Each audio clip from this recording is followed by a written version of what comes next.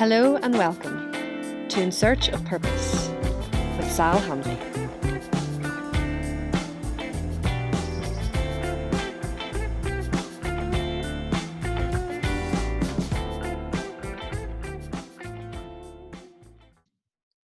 Welcome to this week's podcast, In Search of Purpose. Today I have the pleasure to introduce to you Stephen Jeffers. Stephen, how are you today? Oh, good. How are you? I'm good. I'm just can't wait to get chatting to you about food because you know how much we love talking about food. So it's the perfect time. Just before we continue into that side of things, if you just want to let people know a little bit about yourself, because obviously a lot of people will already know you from the Forestside Cookery School and the great chef that you are, Chef Jeffers. But just tell us a little bit of the background as to why you get into the things that you do with regards to food. Well, I developed this love for food about the age of 14. My background, family background was East Belfast boy, very modest background. Hadn't ever any interest in food at all, only eating my mum's stew or whatever it was. And when we were 14, sadly my grandmother died, but my grandmother's sister married an American guy and she moved to America. And basically what happened in my grandmother's will, she left a bit of money for us to go and visit her sister. Turned out when I was 14, when I arrived in America, the sister lived in this beautiful place in Connecticut, and turned out she was this amazing cook. Amazing, and I mean amazing, fantastic. And all of a sudden, I got this love for food. Being around her, couldn't wait to get up every morning to see what she was going to make for breakfast, lunch, dinner. And it's like a bolt out of the blue. Where did this come from? Because food to me was just, like a lot of people still, energy, something to get in there and get on with the day. And I never thought about food in this way. And so I got this love for food around my aunt in America for about a month when I was 14. And then when I come back from America, I kind of broke it to my dad. My dad, like, I really don't like school. I really detest it, and I want to be a chef. And I kind of looked at myself, it was not wise. And so I left school at 15 from what we would have called in those days fourth year, and headed off to Portlaoise Kinnairn College and done my 2 years there. Got my sitting gills and moved on.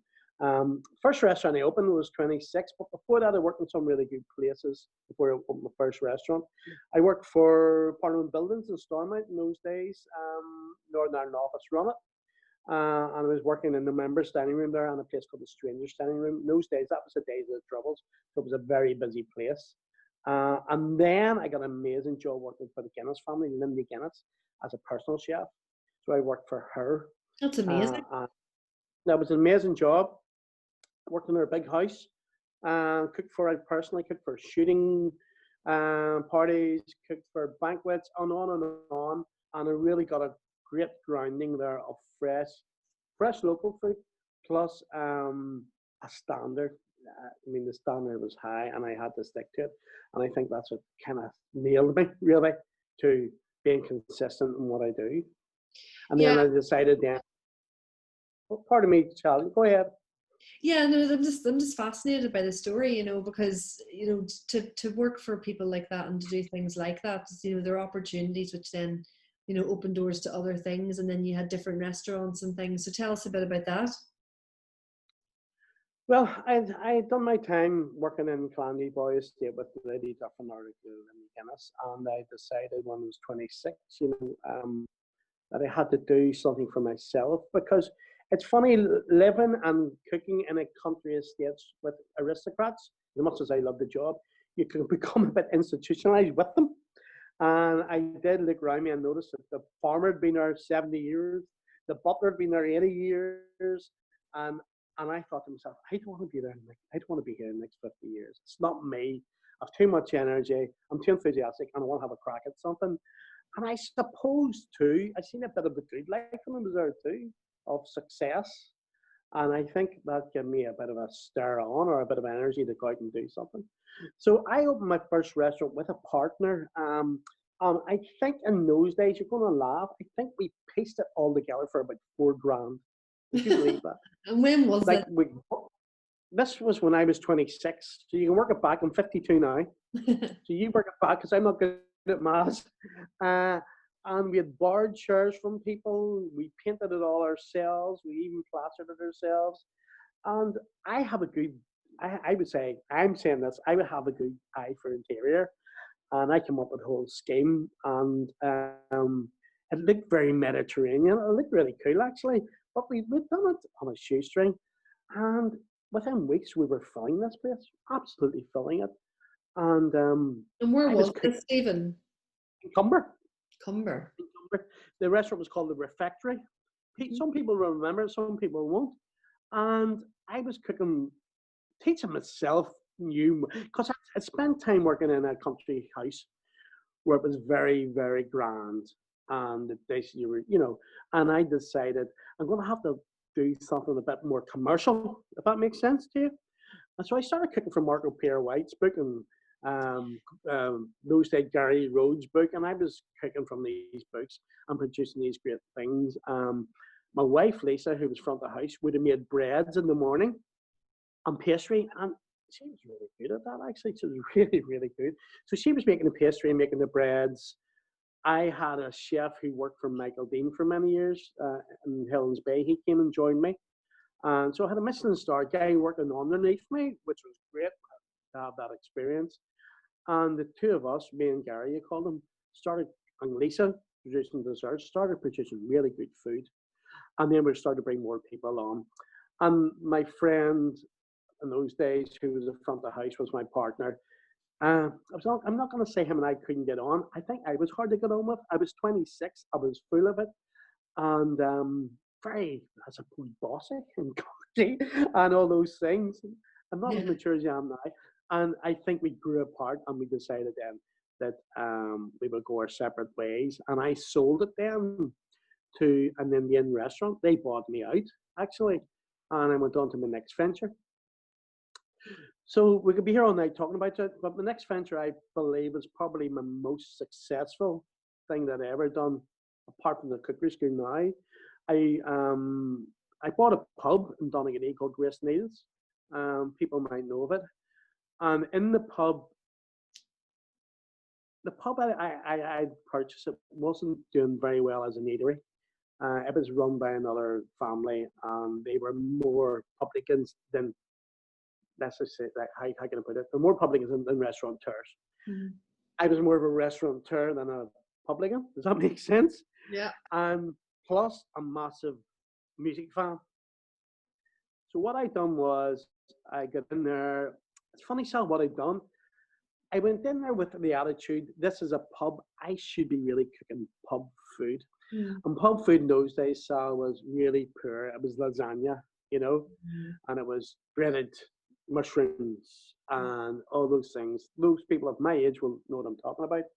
And I decided I'd do a couple of these breaded mushrooms and a few lasagnas, and I thought to myself, what am I doing here? I'm not doing what I want to do. Mm-hmm. So I started putting up special boards, and on the boards I was putting on fresh monkfish, langoustines, lobster, scallops, and people were coming in. And the end of the night, when I was cleaning down with my chefs, what was left in the fridge? The lasagna.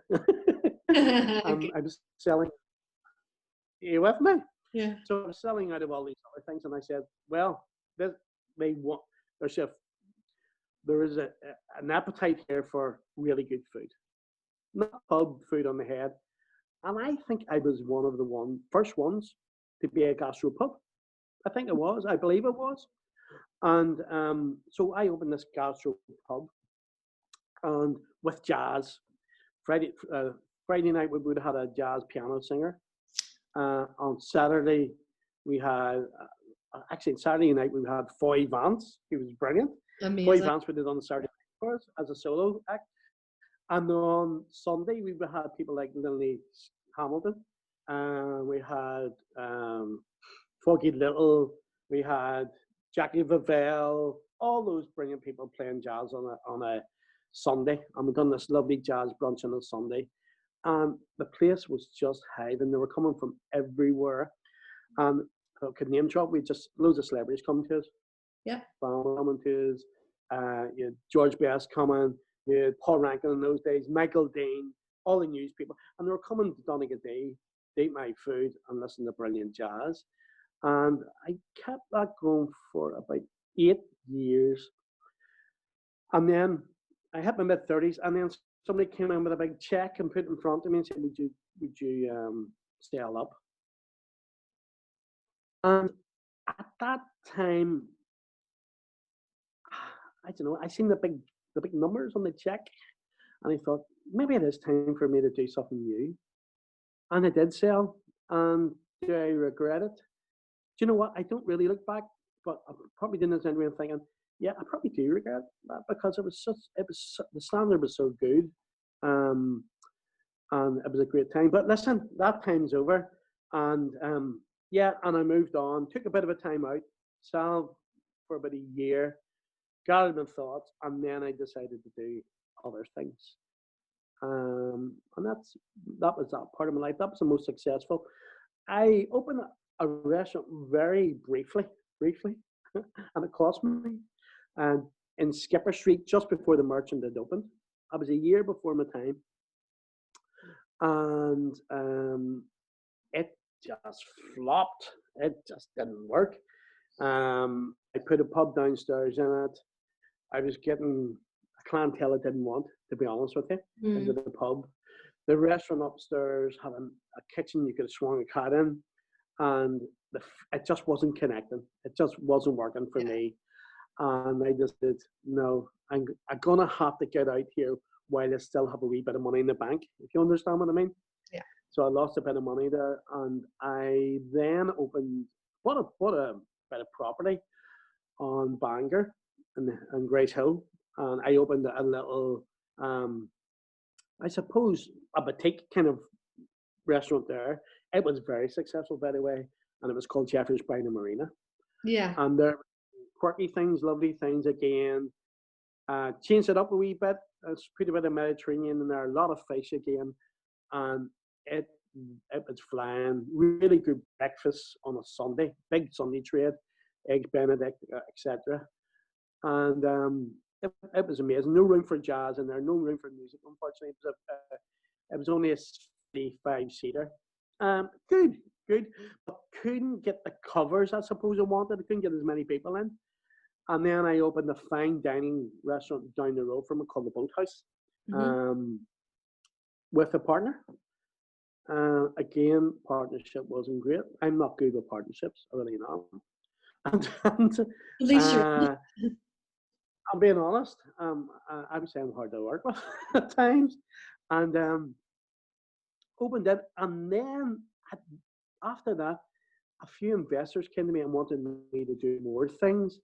And at one stage, I know, in my 40s, I had 4 establishments going at once with 60 to 70 employees. And I wasn't ready for it. I'll be honest with you. I wasn't ready for it. All the concepts are great, but it was very hard to keep control over it. And yeah, so that was it. So yeah, sometimes you got to be careful. You don't get too carried away. And now I'm running a lovely cookery school, which, as we all know, we're in lockdown.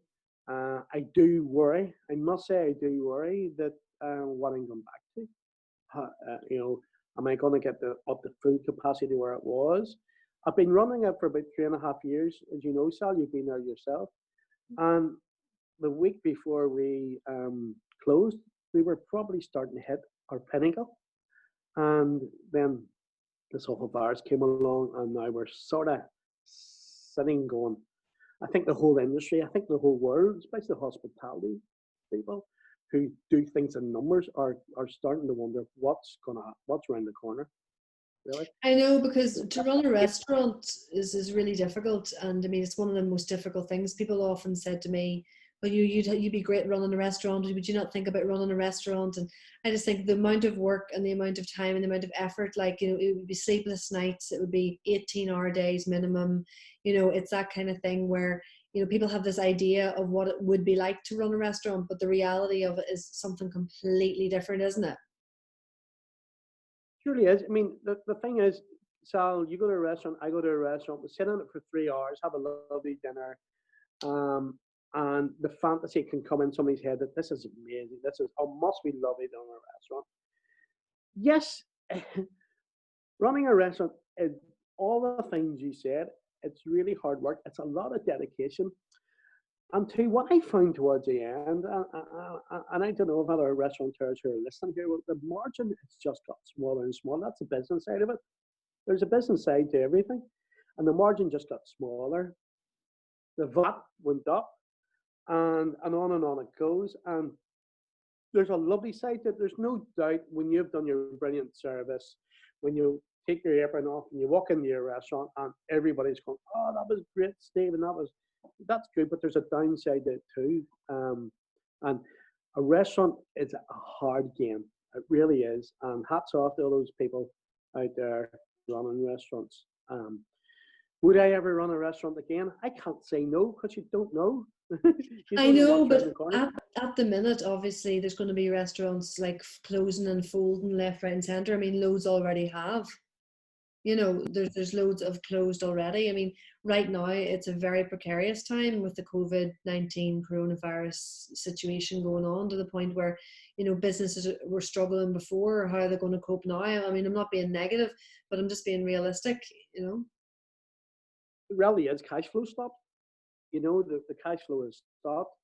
I know, for instance, for myself, I do a lot of demos around the place. I mean, lots of my demos were cancelled, and they were, you know, the Balmoral show was cancelled. A big kitchen company who used me have cancelled me, and on it goes. So I can imagine if you own a restaurant at the moment and you're doing weddings or you're doing functions and all those things which are on top, or your bread and butter, and I suppose sometimes your profit. Uh, it must be a nightmare, and still having to pay your staff. I don't know how landlords are treating people out there, but I imagine some landlords are probably still wanting their money. You know, and I've heard some great stories about landlords, by the way, too, from people. But I know the first few weeks we were in lockdown, I was still getting rent bills, but I'll look at that another day. That's all I'll say. Yeah. So tell us a bit about Forestside Cookery School, Stephen. Tell us how you got involved in that. It was accidental. Does that make sense? Oh, okay. Accidental. But I had never teached before in my life. I'd done demos in front of people. Always done a wee bit of radio, now and again a wee bit of television and stuff. So I was never a bit shy from camera or a microphone. And I was asked by somebody who knew, like, they were running a cookery school themselves, and it said to me, like, we're looking to shift you part-time on a Saturday to do a fish course for us. Was available, and those days I was available for a few hours on the Saturday, which was very unusual. And I can say, yeah, I'll do that. And I went in to the cookery school, which is a different cookery school to mine, by the way, now. And I done their Saturday course. The guy who's running the restaurant rang me and said, Stephen, I don't know what you've done today, but the staff are jumping. They're over the moon. We have had reports back from the customers already how good the course was. And he said, like, do next Saturday. And we came back on the following Saturday. He said, do the following Saturday, on the following Saturday. He said, look, we have about 5 classes a week here. Would you kind of be interested in doing, like, I suppose, self-employed teacher with us? You know, pay your own tax, blah, blah, blah. We'll pay you. And I said, well, yeah, I'll think about it. I was running a big kitchen at that time, actually, the big job running a big kitchen with a lot of staff, a lot of covers. And I thought, my goodness, you know, this is an opportunity. It's different. It might give me a bit of time during the day, you know, with my family, and it's a different direction. And I thought, I'll have a go at this. I haven't looked back. I done that. I worked for this cookery school for a while. I've done 3 to 4 years with them. With who, sorry? Forrestside, with the other cookery school that I was running. So I done a few years with them, and then I got a call out of the blue, funny, from Forrestside Shopping Centre, and they were looking for someone to write a food blog. and they invited me up to the shopping centre to meet the management team, and told me what they wanted me to do, and basically what they wanted me to go into Marks and Spencer's one day, Sainsbury's one month, grab a few ingredients and talk about them and what you could do with them, what's in season. And I ended up having this connection with the shopping centre and the management team there, and the manager said to me, "Look, Stephen, we have an empty space coming up here. It's out of the way. It's not prime. It won't cost you 10 fortunes like another unit would cost you downstairs. Would you be interested in running your own cookery school?" And I thought, you know what? I would, because um, I had a I had a time within my career in my 40s where I didn't work for myself. I worked for other people, and I found it terribly difficult. I really did. I think I'm just my old man, Charles, if that makes sense. Oh, it does. I'm my own woman. I know exactly what you mean. You know what I'm saying? And I thought, yeah, I want to do this. I looked at what savings I had, talked to my family, and I pulled as much money as I could together, and took a big risk because we had to put a lot of money into this. And yeah, I opened it. And for the first, I would say the first 2 to 3 months, we gave out loads of freebies. And Family when and was friends. this, Stephen? That's 3.5 years ago now. Right. And we were running really good initiatives on social media. We were doing, answer a question, tell me what vegetables in season in June, which is such and such, and blah, blah, blah. And if you win this, you'll get a class cooking with its vegetable. So we're doing these things, and people were really getting excited on social media about the cookery school. And the branding we created was so strong, I think, too. And the imagery of the cookery school is beautiful. You've been in it, so I love it. it's gorgeous inside. And I think people just took to it. And I think my enthusiasm, don't want to blow my own trumpet, my enthusiasm for food, I think people get it when they get in the kitchen with me, when they get cooking with me, and they feel that bit of enthusiasm, and they're cooking with a real chef. And I'm giving them kind of a real chef experience for an evening. And it just got better and got better and got better. And this year has been my best year to date until this flipping COVID-19 I started. know, sure, that like the two of us were meant to do a Demo and Dine evening together in on the 17th of April, and it just literally was it like had to close like the week before that, and we were gonna get all nutritional and all And Sal, that's plant-based. sold out. That is sold, completely sold out for that. I was actually looking really forward to that because and it was kind of an Asian vegan stroke vegetarian street food night. I know. You were getting the recipes, you were doing your research and the nutrition. Not that you need to do too much, you know it all anyway. Oh well, And, you can always learn more. and you were going to stand cook. I mean, we were going to talk, and people were going to have a glass of wine, and just really lovely things like that happening. And there you are, and. But we'll get at it again, Sal. We'll do it again. We will. I'm Uh, really looking forward to being able to do that. It's funny how it's not that you take everything for granted. It's just when things are the way they've always been and nothing changes, and you just expect that these things are going to happen. Like even when I was doing those couple of days in Forrestside Shopping Centre doing the demos, the cookery demos and stuff like that, and people coming up and chatting to you, and you give them over food and things that you would never ever ever think of. Now that you're in the situation and I'm in the situation, I was meant to go and do the vegan festival in the Europa. There was obviously going to be the whole Balmoral, the Demo and Dine, all these things like with food, and you just think to yourself like, how on earth, like, I know. I mean, how do you see coming out of this? I mean, we'll talk about your box scheme in a minute, but tell us a bit about like what you think for the future of restaurants. Every day we're waiting this Sunday. Yeah, The Boris Johnson, I think, is going to make an announcement again that this will be over after this podcast is shown, and hopefully we'll be in a different place. But I don't want to be negative. I'm trying to be positive. But the government I think the government have a tricky job in their hands. I think ourselves, as being Northern Irish, whatever we want to call ourselves, we are different to the UK mainland. if you look at the statistics of deaths in Northern Ireland to UK mainland, there's a big difference, Sal. No. There is. I think we have to be treated different. My worry is with I'm not going to get political, but I am a wee bit. With two sides in Stormont, okay?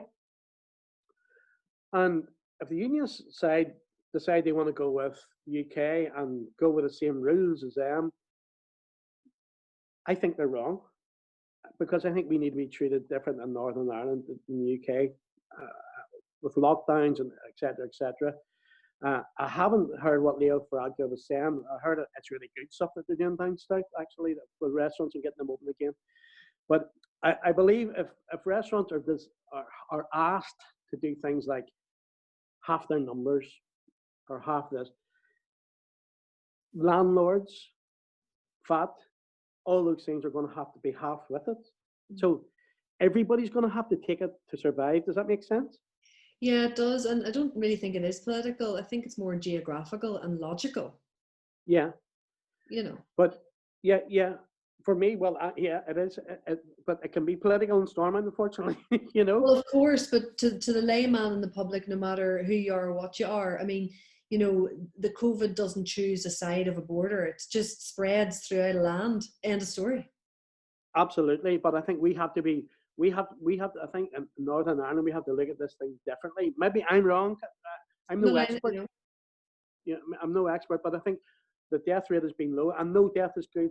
Don't be thinking I'm standing here or sitting here saying that the death rate is low and that's a good thing. It's not. But I think we have to look at things differently. I've heard of people talking like, you know, if they do 70 covers in a restaurant, they'll try and do 2 sittings. You know, that's good. That's great. But do you have to sanitize the whole restaurant down between the 2 sittings and all those things? I talked about it myself. We do between 16 and 20 in the class. Do we do 2 classes a day of 10? You know? Don't want to sound selfish, but it means you have to work twice as hard. You know? Twice as long. Twice as long. Twice as much electricity, twice as much, you know. And on it goes. Everything. Our big part of our business is team building events, which are big parties. So maybe that part of my business is going to go. I don't know what the future holds. I really don't. So I wish I had the answers. I don't. It's scary times, but I think we're just trying to. Because if you thought too much into it, you go mad. You really would. So I'm kind of looking at one day at a time. But well, tell us a bit about this box scheme. Like, what are you calling it? So basically, it's like it's like a virtual cook along. Yeah, the last 2 or 3 weeks I've been talking about it because it's been difficult financially at home. I'm sure for anybody who's self-employed. Yeah. They know. I mean, I didn't qualify for any of the grants because of the way my business is set up.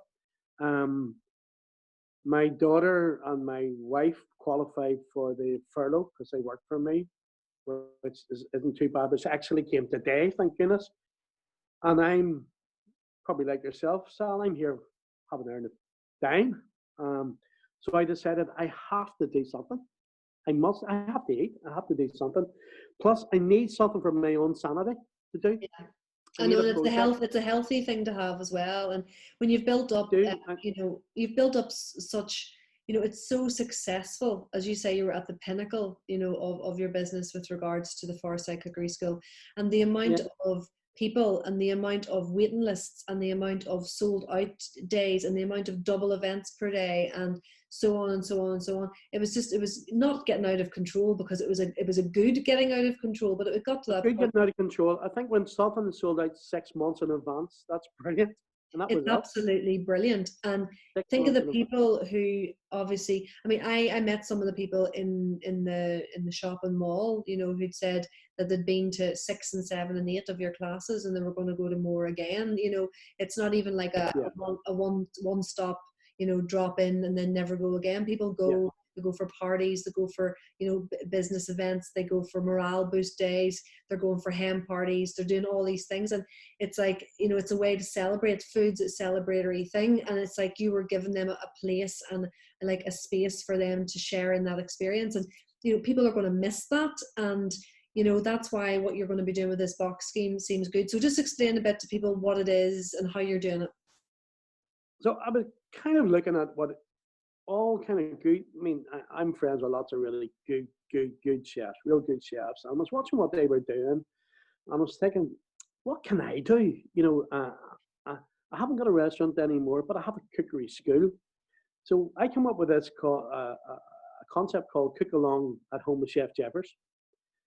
And it's basically a box, all your ingredients, weighed out for you, labelled, layered up, in a box, crepe paper, all looking lovely.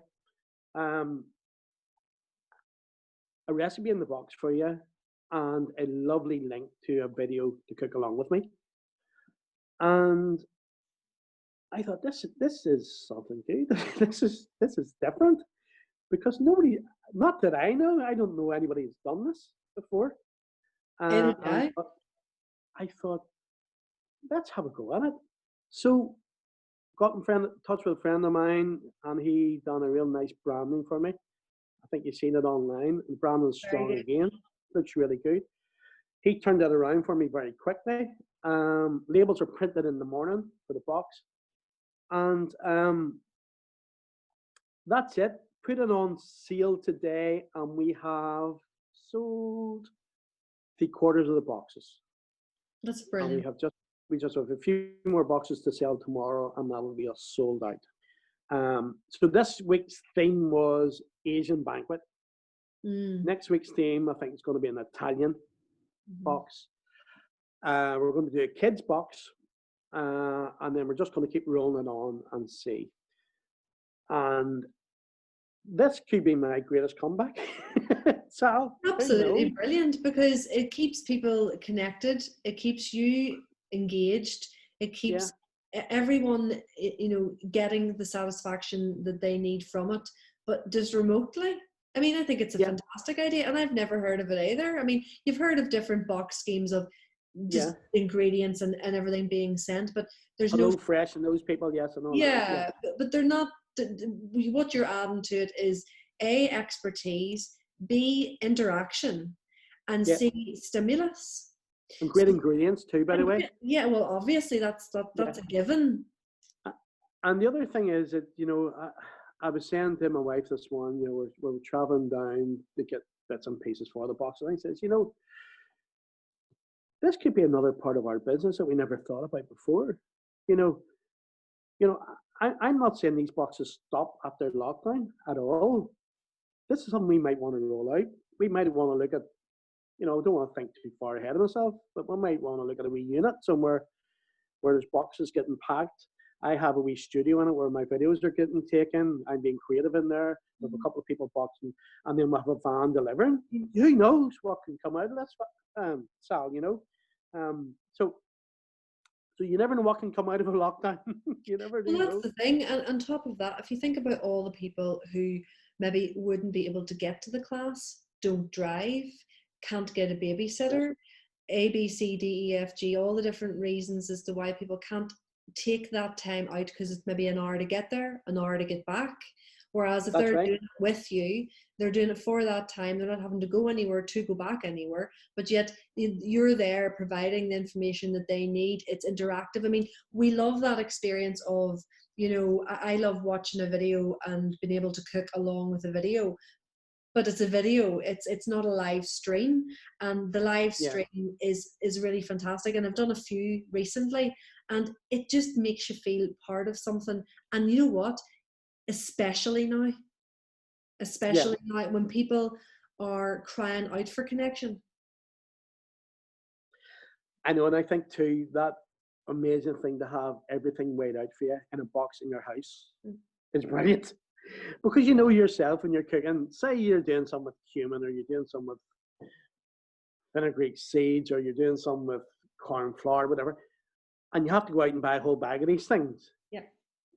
for every dish that you're doing or whatever it is, and then but to have it all come in a wee tub all ready for you and ready, it's class for somebody, you know, and no wastage. And it's also for people who aren't metric or, you know, sort of technical when it comes to weighing scales and getting the digital scales and getting everything right. You know, you're taking out all of that side of things. You know, it's actually taking the pain out of it. It's brilliant. I think it's absolutely brilliant, and I'm going to join the first one that's vegetarian. You never know, maybe down the line we can do one together remotely. You never know, we could. Listen, we had a couple of people today asking about vegetarian, so we are definitely looking at that. Well, if you need a day off when you get really busy. Yeah, that could be a few weeks away, but yeah, let's look at that for sure. I know, because I think that when it comes to it, having themes the way you're doing it, you know, next week doing the Italian, then maybe you'll do Indian, then you'll maybe do, as you say, the kid boxes and stuff like that, especially whenever children are off, because the reality is they're not going to be going back to school. So, you know, for a while. And you think to yourself, like, it could be part of their home economics, their home tuition. It has legs, hasn't it? It really has legs. It really has. And you never know, schools might be interested in working along with me with something like this, you know. So who knows? Who knows? Exactly. And on another note, you know, if you've an inspiration, who would be your inspiration, the main inspiration to why you do what you do? Wow, that's a difficult question. So that really is difficult. I think when I was younger, I was more inspired. Is this going to sound wrong? I was more inspired when I was younger. I was inspired by people like Marco Pierre White. Mark Hicks is a chef. I don't know if you've heard of him. And people like that. Gary Rhodes in those days. As I've got older, I don't really look to chefs the same. They were the people who inspired me when I was younger. At now, those guys done it. They were the masters, and they created what we have today, I believe. Yeah, well then that was your inspiration. That's where it stops. For me, that's where it stops. You know, they were the best. I'm not a big fan of some of the modern food that's done today. I must be honest with you. Maybe because I don't quite understand it. And why is that? What is it about the modern food that you don't particularly resonate with? The techniques are so brilliant, I have to say. I watch Great British Menu and I think it's amazing, but it's not an era I was brought up cooking in. So it's not something I'm comfortable with, you know. It's kind of the difference between a traditional jazz player and a bebop player. Right. You know, yeah, does that make sense? That a traditional jazz player not all the time can understand what these other guys are doing. Now there's some brilliant people out there who can do anything. It's not something I quite understand. Probably something I would love to do, but I might be putting myself down a bit here. But I'm come from the classical background. Yeah, it's classical, and yeah, I don't think it's that you're putting yourself down. It's just that you know where your strengths lie. That's right. That's what I've done all my life, you know. Yeah, I think a lot of this, you know, stuff like this, they're calling it molecular gastronomy, you know, where they're, you know, creating scientific art and science out of food. Science, yes. Give me that science. Yeah. You know, I was in Great British Menu there recently, and it was, and do you know what? It's Richard Corrigan. I love him. He's brilliant. He says it how it is. And he was one of the judges, and I can't remember what it was, but I think we'll take it for instance, it was a piece of Dover sole, okay?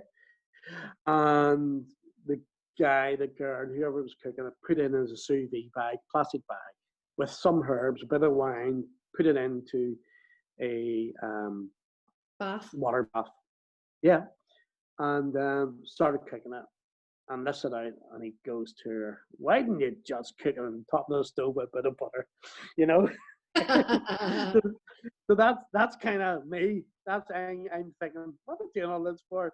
But all you have to do is put it on in the pan, a bit of butter or a bit of olive oil or whatever it is, you know. So that's kind of me. I laughed. I thought it was brilliant. Well, that is brilliant. I'm the sort of person that when I watch MasterChef or watch these sorts of things, that I'm like one of these people that buys every gadget for the kitchen going. You know, everything I can get, I got it going Yeah. in the kitchen. I go to TK Maxx, and you know, I literally, you'll just find me in the kitchen section, like just loving it. But Yeah. yeah, I'd be the sort to buy loads of things. My latest thing is I've been making balsamic pearls.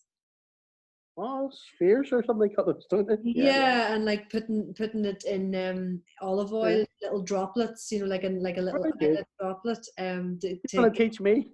I'll teach you some molecular gastronomy, and then you can just Uh, why don't you just get the balsamic and buck it on your salad? that's what I believe. Balsamic vinegar is balsamic vinegar. I don't think it should be in balls, but that's me. I know, but the pop in your mouth, it's like Right, okay. it's almost I'm not convinced. it's a texture thing, and on a visual, it Yeah, actually looks like caviar for vegetarians yeah. kind of idea. Whatever you say. Brilliant. So here, on another note, you're talking about like mixing music is a bit like cooking. So Yeah. you've got a little, not a secret, because I'm just about to tell everybody who doesn't know, you're a bit of a musician yourself, aren't you? Well, yeah, yeah, I am. So tell us Listen, what you play. I'm a trumpet player, right? But when you have friends like Linley Hamilton, you're not a trumpet player because it's so difficult because most of my friends are amazing musicians, and I mean like amazing, world class. And you listen to them, and then you go and lift your own trumpet, or you do whatever you do, and you go, "What the flip?" Yeah, I'm a pretty decent wee trumpet player. That's all I'll say, and I really enjoy it. I get a really nice sound out of it, and I've been playing from I was a kid. I played in the school band, and I play in a church praise band at the moment. Enjoy that. I play a bit of jazz now and again. But yes, I make a sound. That's all I'll say. I'm not a bad singer, by the way. I'm not a bad singer. I didn't realize So you yeah, sang now. yeah, I didn't realize that. yeah, yeah. I'm not a bad singer.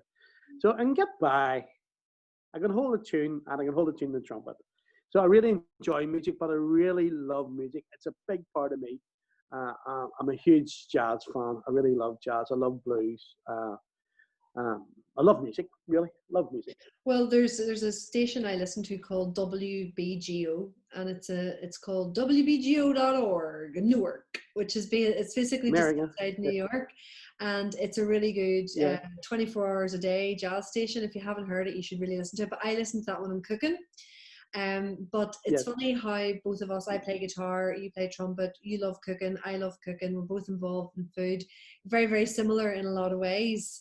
And another thing apparently that we have similar, which you've seen in social media recently, is that we're both have our own vegetable patch in our garden.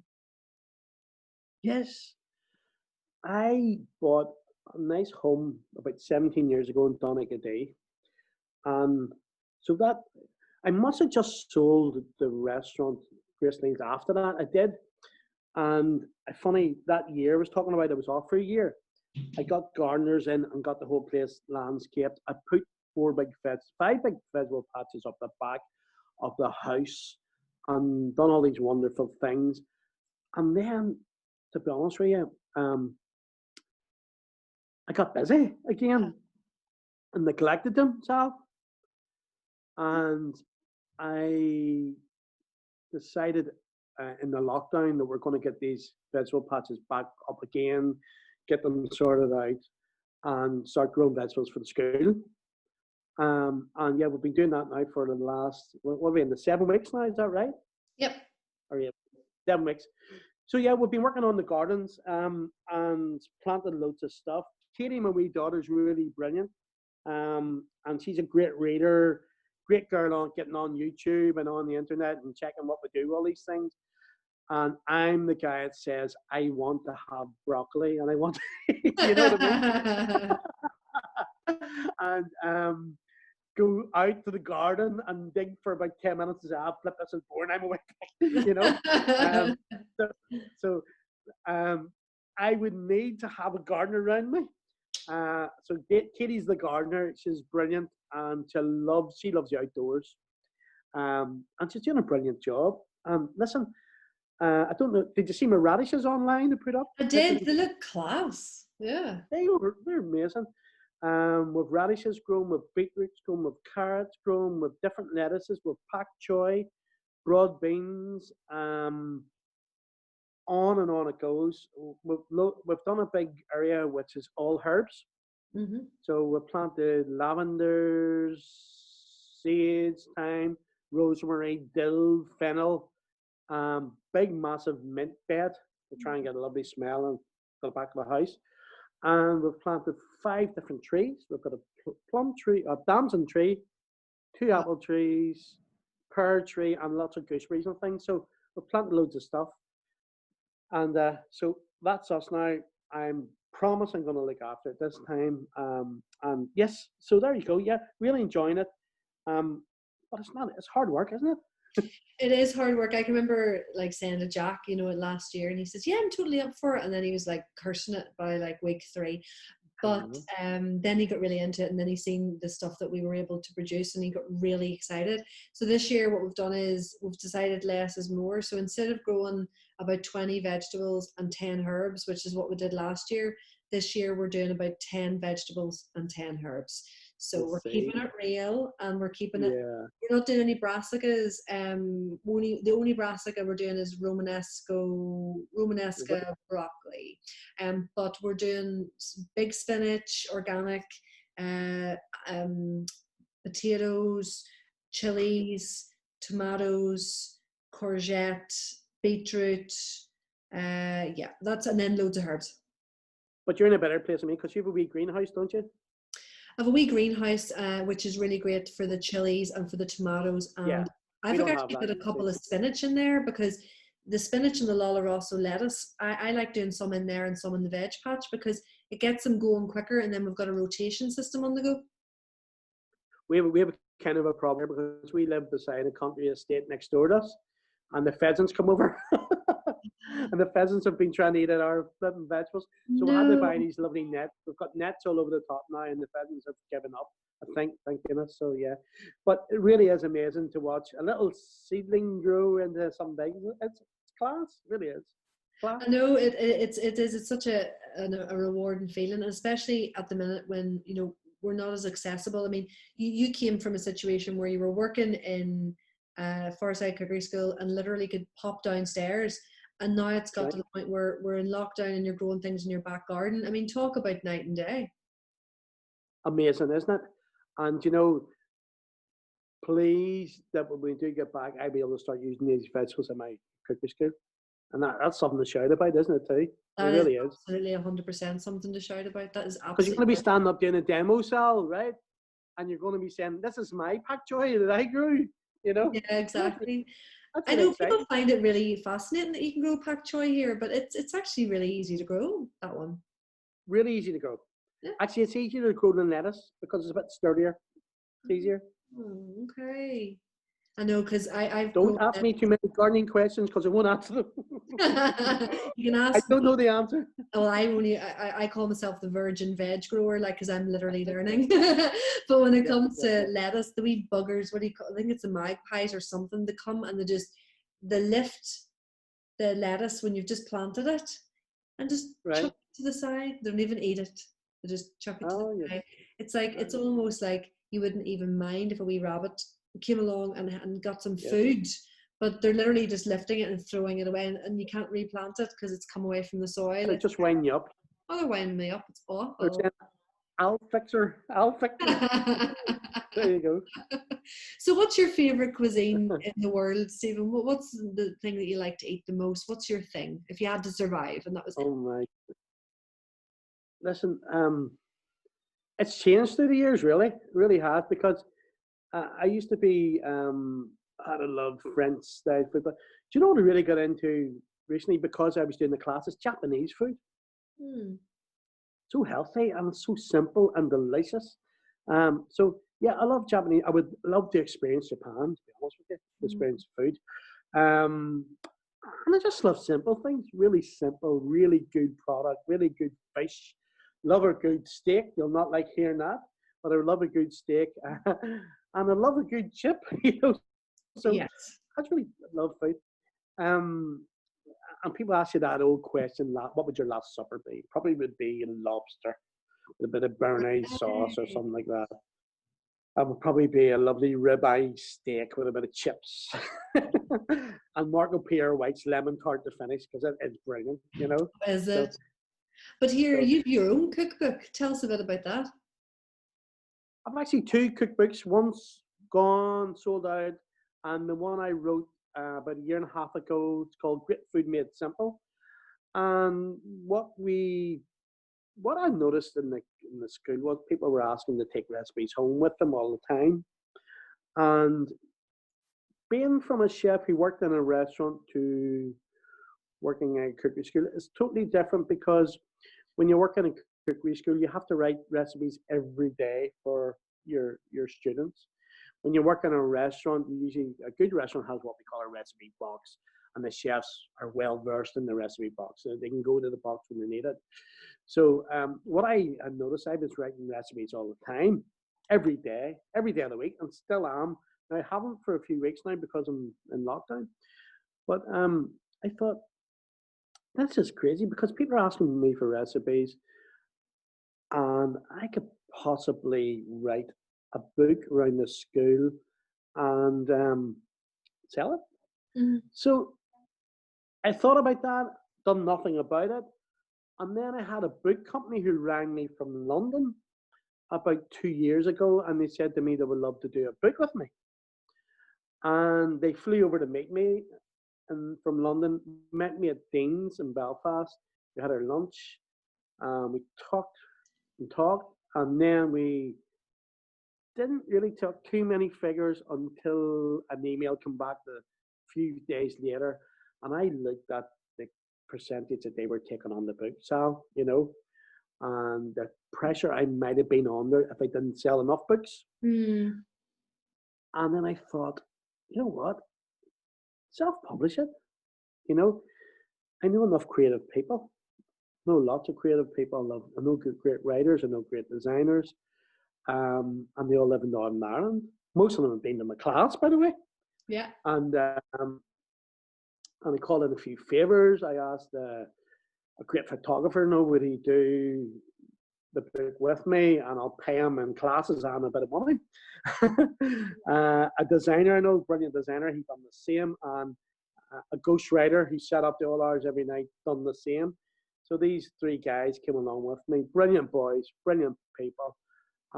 We produced this wee book called Great Food Made Simple, and it's a lovely book. It's a lovely wee book.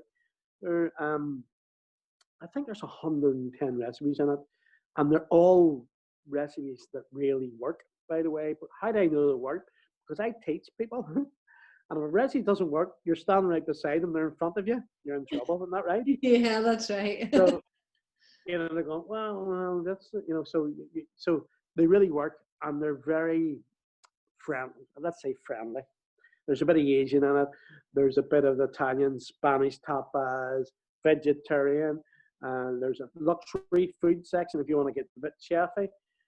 There's a family food section if you want to cook with your kids. There's a lovely bread section, desserts, and that type of thing. So yeah, it's been selling really well up to now. It's kind of the best sales are for me. Obviously, I've got the captive audience in the school. At the end of the night, would you like to buy one of my books? And you get a few people in the class saying yes. Sometimes you get more than a few, which is great. So yeah, the book's going really well. The only place to sell it is online or in the cookery school. And I'm quite proud of it, to be honest with you. So people can get it on Amazon, can they? Not on Amazon, no, or just from my website. And maybe you should do that. What is your website? ForestSideCookerySchool.com. Okay, just for people to know. And it's there on the website. It's £15 for the book, and obviously there's plus package in there. Also, you can buy the different sections of the book as a download. Oh, great. So, and each section, like the Spanish section, Italian, on it goes. I think it's $3.50 for the download, and then you have that. Yeah, which is good. And the download hasn't worked as well as I think it should have. But for me, as a business, yeah, maybe I'm missing a few tricks there. So You could tell me. Well, I think that if it's £15 and you're getting a full book, you'd want a full book, you know. And I think as I well, think it's nice to have a book in your hand, isn't it? yeah, and I think probably cookbooks are one of the only books that haven't suffered from the whole Kindle explosion, because people like a book, you know, when you've got a phone in your hand and you're cooking, you know how messy it can get and stinking. Yeah. But whereas if you have a book, it's tactile, it doesn't, you know, it nearly adds character to it if there's like a bit of spilt something on it, and you know, this sort of thing. So I think it's one of the genres of books that hasn't suffered with the whole Kindle explosion. And I think people like a signed book too. And that's a advantage when the cookers get, I can sign it from them. That's nice, you know. So Exactly. that I mean. Well, I really hope that, you know, I really hope that you can get back to it as soon as possible. But I wish you every success with the books, with the box scheme. I really do. I think it's a brilliant idea.